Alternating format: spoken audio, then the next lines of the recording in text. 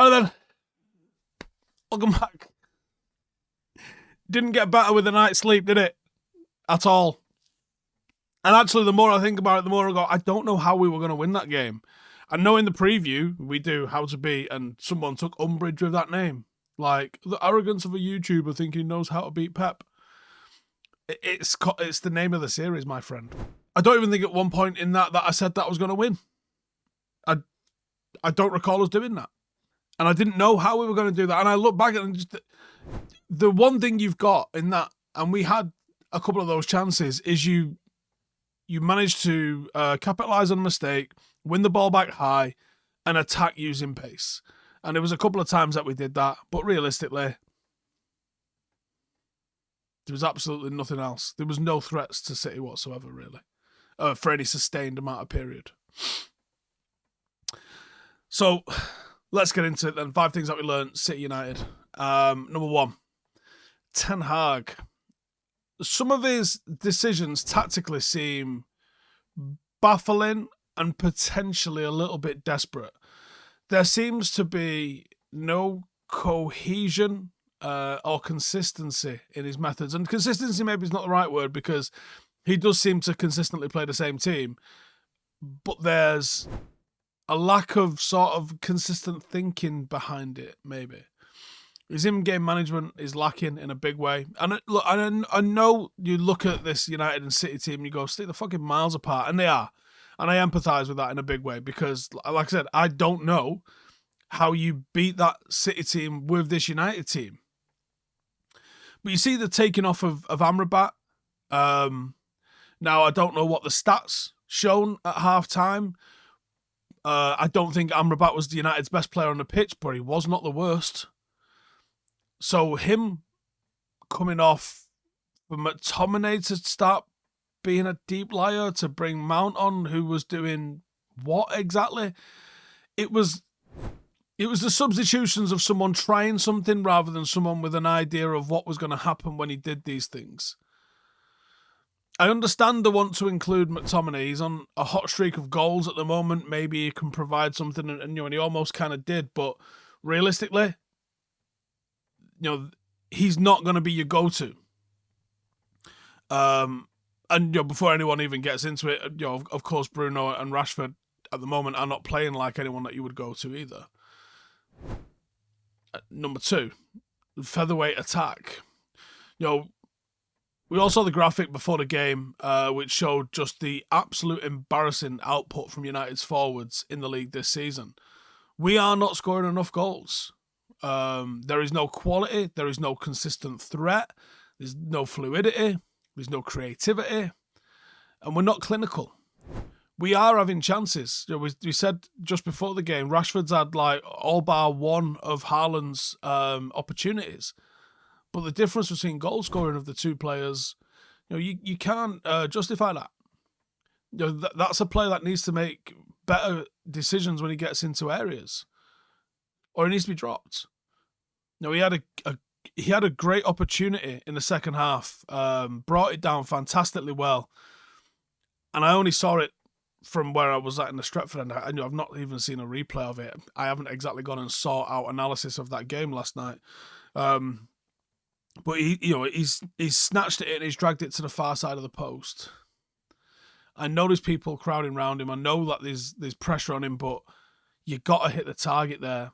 When you look at the McTominay chance in the first half, the Højlund opportunity in the first half, and you think there was opportunities to score goals, but I think I did mention this in the preview. You've got to be clinical. In these games against City, this is the time that you have to be clinical, because they will give you a couple of chances, but it will only be a couple.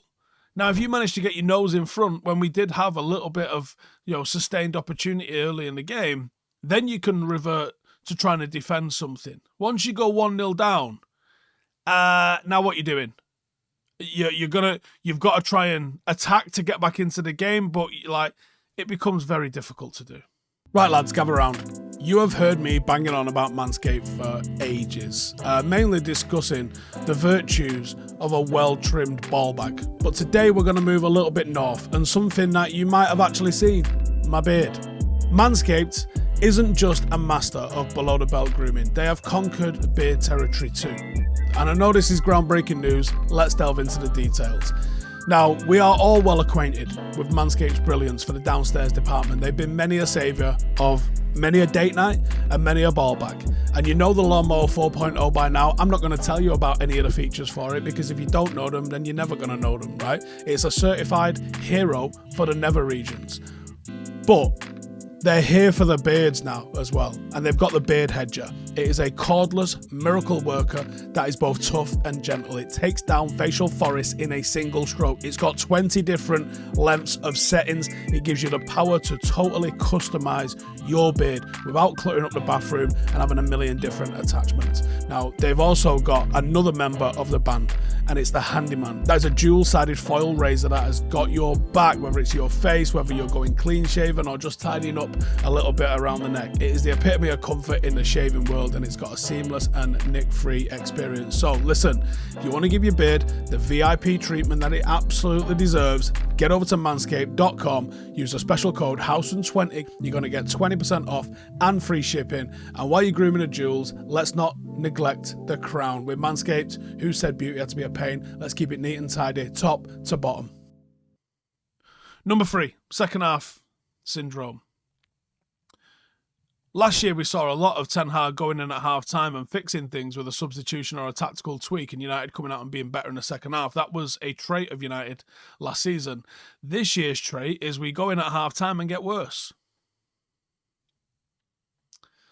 We made a substitution which, at least on the very surface of things, opened up midfield and made it easier to play against us. Didn't deliver any additional attacking threat or output.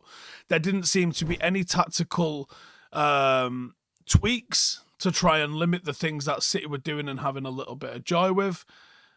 It was as hopeless as I've seen a United team look. There was no tempo. There was no fight. There was no desire to even fucking lift somebody, and get the crowd going. Sometimes little things like that can make a big impact in a derby.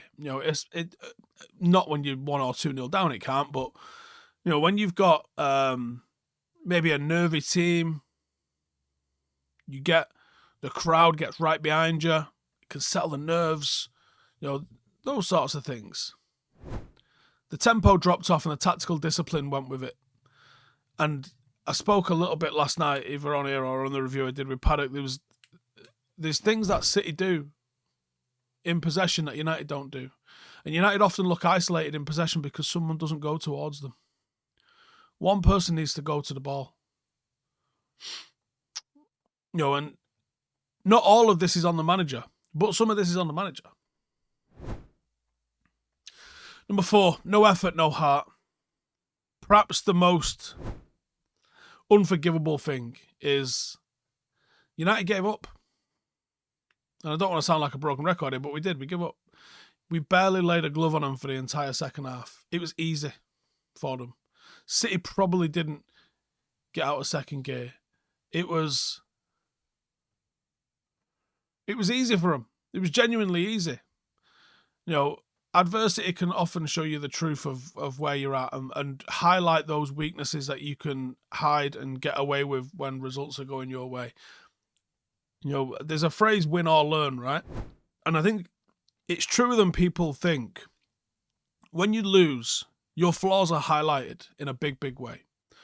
And I think that's where you have to take note. Why were we bad? What were the things that they did that we don't do? And honestly, I could do a full episode on just the sort of things that they did with and without the ball. Now, to City's credit, and almost like a little bit of a justification of this, it's easier to press the ball when you've had the ball for so long. When you're chasing the ball, you win it, you lose it again. 1, mentally demoralizing. 2, tiring. When you've got a team that's got so much of the ball and you hold the possession, City hold the possession with 4 or 5 players, which means there's 4 or 5 players at any one time just sort of in a holding pattern. You know, they'll maybe come and give a bounce pass and then go back to where their position was. It's very easy for those players to be able to just bounce it and bring it back. And that's what United have lacked, is a team capable of doing that. When we lose the ball, we are too tired, too fractured to be able, and we can't dominate the ball with the players that we've got. That's the fundamental problem. City found it so easy to play against us. So easy. And they've got high-level skill players, but it's unfathomable how much better they are with the ball. It really is. And 5, let's end on a positive. After his heroics against Copenhagen midweek, Onana was probably man of the match in a game that we lost 3-0. He really kept the scoreline down. Realistically, it was a 4 or 5 or 6-0 game. He conceded 3, but he wasn't really to blame for any of them. He's definitely a confidence player. The last line of defence, and we needed him. If United turn this season around, it will be on the back of him being good. And outside of him, I give a bit of credit to Evans and Maguire. They should never have been in a contest with Manchester City and Erling Haaland. And the fact that up until half-time it had taken them the penalty spot to actually get a goal in. A little bit to do with Onana, but a lot to do with them two as well. It was a miracle that them two was able to do that. But outside of that, realistically, they were shit, all of them. Anyway, give me your thoughts in the comments below. And I've seen that there's been a real increase of traffic over on the Reddit group as well. If you want to go and get involved and have a bit of back and forward conversation, it's hotting up nicely over there. So check the link for that in the description. Go check it out. I'll see you in the next one.